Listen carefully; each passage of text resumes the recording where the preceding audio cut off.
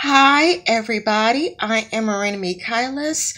I don't know if you could hear that or not, but it is my air conditioner and it's blazing hot over here, so I refuse to turn the air conditioner off. So, I'll apologize in advance if you could hear it. Today I am going to make a quick video response to the Ranting Feminist.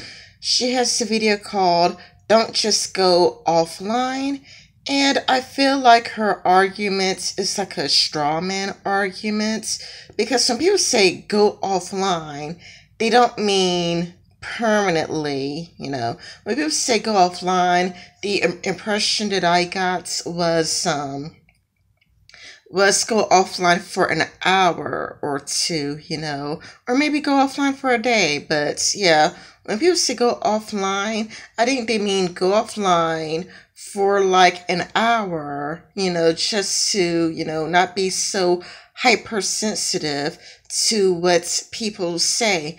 Now, of course, there may be some person out there who says just get offline, yes, permanently, but I think that they were just using a hyperbole or sarcasm, because it's kind of like to people who've been following anti-feminist contents for a really long time, it seems blatantly obvious that when people say just go offline, that they really mean is go offline for an hour, instead of just if you do get a lot of hate comments, instead of reading hate comments after hate comments after hate comments, and letting gets under your skin, like Vernaculus himself. Vernaculus himself has taken a week off the internet. He would just be gone from the internet for a whole week. Sometimes Vernaculus will be gone from the internet for like 3 days. But Vernaculus does just take some time away from the internet. Even I need to get away from the internet.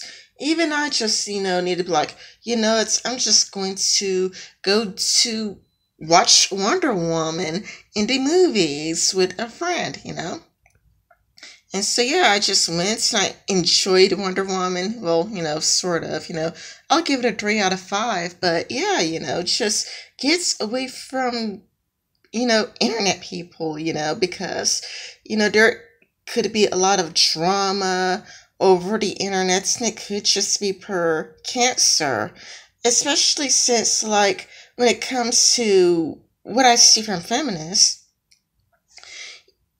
would get really, really upset over mean words, but it seems like you don't care if Richard Spencer gets punched.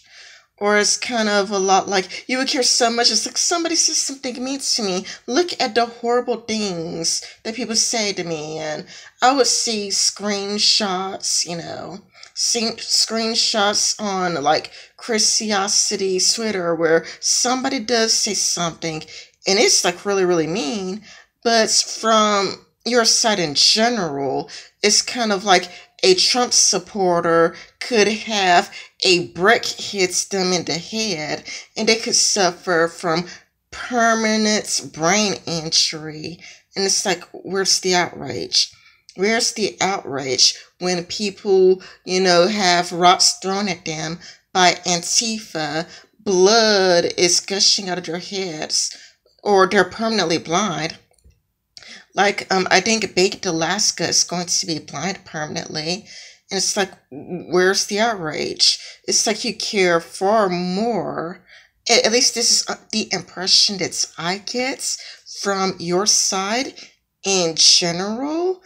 From your side, it just seems like your side cares more about, mean words than people actually getting hurt. It's kind of like people would say, punch a Nazi, or, like I kind of laughed when Richard Spencer got punched. And it's kind of a lot like, you care so much about mean words, but when it comes to physical harm, you don't care about that at all.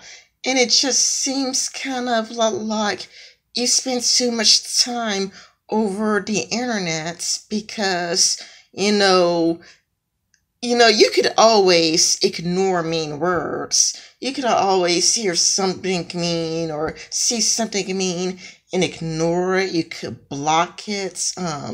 You could just block those people. But, permanent brain damage. I mean, what if it wasn't Richard Spencer? What if somebody returned fire and it was Steve Shives that had, permanent brain damage? It's kind of like you could understand when somebody, I think it was Heather or Ivy, that's died. It's like, well, it's our friend Heather and Ivy, but you can't really empathize with people that you disagree with. And I know that Richard Spencer he wants me to move to Florida because I'm black. No, I'm not moving to Florida.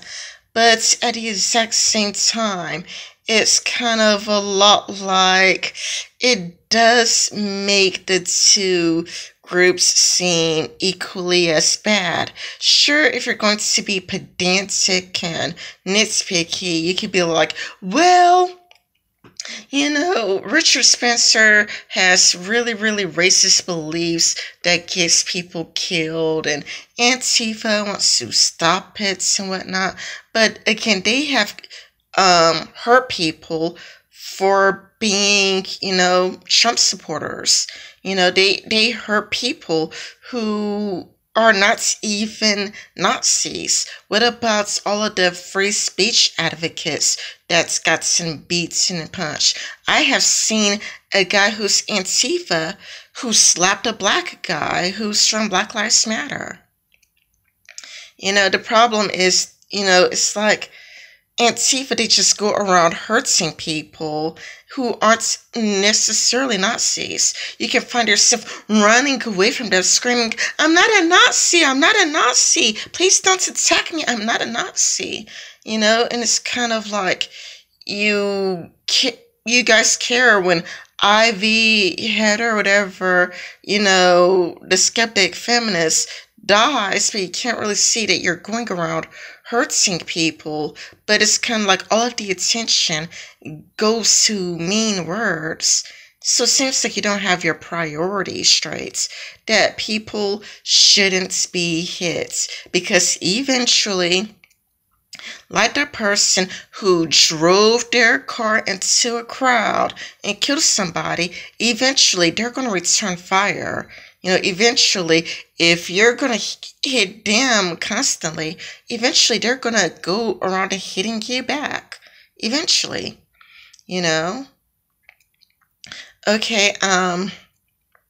Okay, Ranting Feminist made a sarcastic statement. It had this comedic tone, like, people shouldn't be bothered by death threats.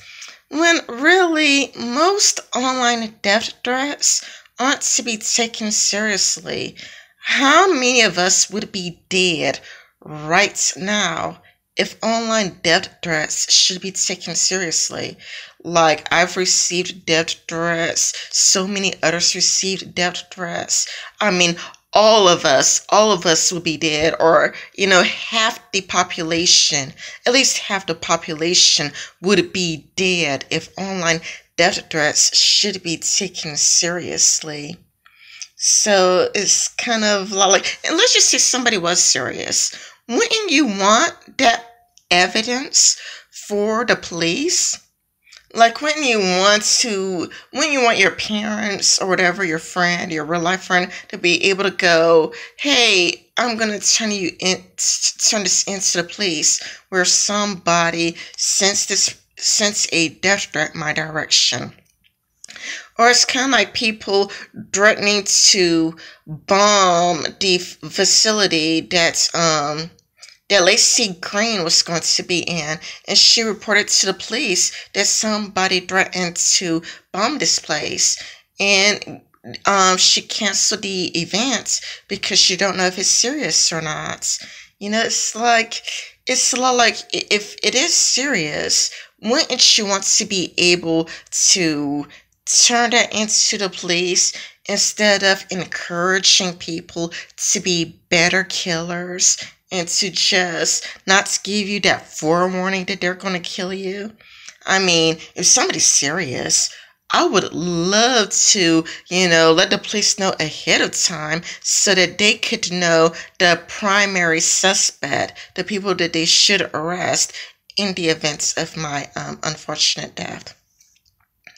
Okay, another thing that Ranting Feminist says, well, she implies that people over the internet would stalk you in real life. Like, she said something along the lines of when people do limit their time over the internet, people stalk you more in real life, which, I mean, I highly doubt it because it's kind of a lot like, for example, I'm an American, Ranting Feminist is from Australia.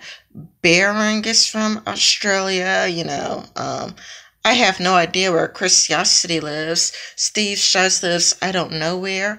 But, I mean, people from the internet are all over the world.